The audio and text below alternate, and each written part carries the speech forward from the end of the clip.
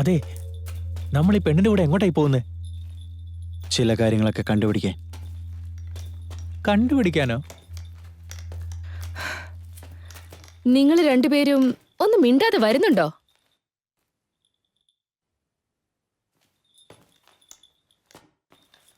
അതെ, ഈ പെണ്ണേതാ?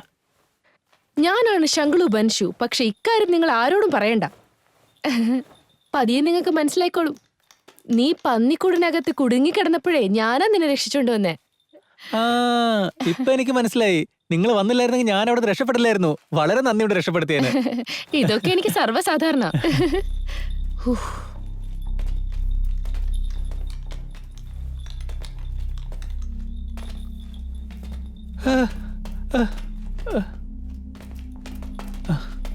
കുട്ടി പറയ്, നമ്മൾ ശരിയായ വഴിയിലൂടെയല്ലേ പോയിക്കൊണ്ടിരിക്കുന്നേ? ഈ സ്ഥലത്തെ പറ്റി നിങ്ങൾക്ക് അറിയില്ലെന്നാ തോന്നുന്നേ. ഒരു രഹസ്യം പറയാം, ശ്രദ്ധിച്ചു കേട്ടോളൂ. ഈ കൊട്ടാരത്തിന് താഴെ ഒരു ലോകമുണ്ട്. ഞാൻ കേട്ടിട്ടില്ല.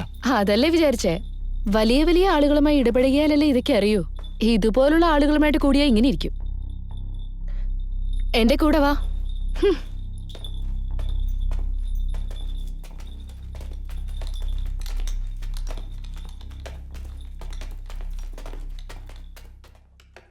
കൊള്ളാലോ, ജോലിയൊക്കെ നല്ല ഉഷാറായിട്ടാണല്ലോ ചെയ്യുന്നത്.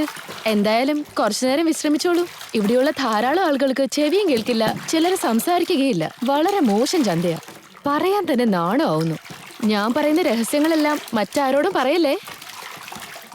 എന്നോട് തന്നെ വേറെ ആരൊക്കെയാ പറഞ്ഞത്. ഇവരെയൊക്കെ കയറ്റുമതി ചെയ്ത് ഇങ്ങോട്ട് കൊണ്ടുവന്നിട്ട് വിൽക്കാൻ കഴിയാതെ പോയവരാ. ഇവരെയൊക്കെ കച്ചവടക്കാരുടെ അടിമകളായിട്ട് ഉപയോഗിക്കുക. പാവം. ഞാൻ പറഞ്ഞില്ലേ, എല്ലാവർക്കും ഇഷ്ടപ്പെടും. നിനക്ക് ഇഷ്ടായില്ലേ? നേരില്ലേ ഞാൻ പറഞ്ഞത്?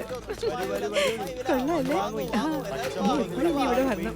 അപ്പൊ ഇനി ഓർമ്മ ഉണ്ടാവില്ല.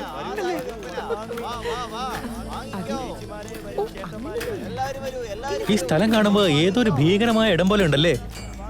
കെയ്ഫങ് ഇവിടെ എവിടെയോ മറിഞ്ഞിരിക്കുകയാണ്. ഇതൊരു അപകടം പിടിച്ച സ്ഥലമാണ്. മുൻപുണ്ടായിരുന്ന ഫോയി, അയാളാണ് ഇതിന് കാരണം. എല്ലാരും കൂടെ വന്നോളൂ. നിങ്ങൾ കാണാത്ത ഒരുപാട് കാര്യങ്ങളുണ്ട് ഇവിടെ കാണാൻ. പല്ലാണ്ട് കാലങ്ങളായിട്ട് ബിയാജിങ് നൂറുകണക്കിന് രാജ്യങ്ങളുടെ തലസ്ഥാനമായി കുടികൊള്ളുന്നു. പറഞ്ഞു വരികയാണെങ്കിൽ ഇപ്പോഴും അങ്ങനെ തന്നെയാണ്. മഞ്ഞ നദിയിൽ 10 വർഷത്തിൽ ഒരിക്കലേ വെള്ളപ്പൊക്കം ഉണ്ടാവുള്ളൂ. അതിനുള്ളിൽ എത്ര ലോകങ്ങളാണ് ഒളിഞ്ഞിരിക്കുന്നതെന്ന് അറിയില്ല. എന്റെ കുഞ്ഞിനെ രക്ഷിക്കണേ, എങ്ങനെയെങ്കിലും എന്റെ കുഞ്ഞിനെ രക്ഷിക്കണേ. ആരെങ്കിലും എന്റെ കുഞ്ഞിനെ രക്ഷിക്കണേ. എന്റെ കുഞ്ഞിനെ ഒന്ന് ഇത് രക്ഷിക്കൂ. കൈഫങ് രാജ്യത്തിന്റെ തെറ്റല്ല. പറഞ്ഞു വരികയാണെങ്കിൽ ഇങ്ങനെ ഒരു ചന്ത ഇവിടെ ഉള്ളതായി ആർക്കും അറിയില്ല. അപ്പൊ വെറുതെ പറയുന്നതല്ല, നിനക്ക് ഒരുപാട് കാര്യങ്ങൾ അറിയാം. ചേട്ടാ, പറഞ്ഞു തുടങ്ങുകയാണെങ്കിൽ ഇതേക്കുറിച്ച് നിന്നെക്കാളും എനിക്ക് അധികമായി അറിയാം.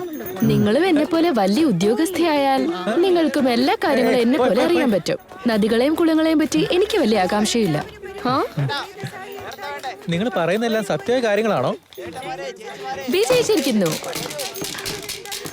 അടിപൊളിയായിട്ട് കളിക്കുന്നുണ്ടല്ലോ. അകത്ത് പുറത്ത്, അകത്ത് പുറത്ത്, അകത്ത് പുറത്ത്.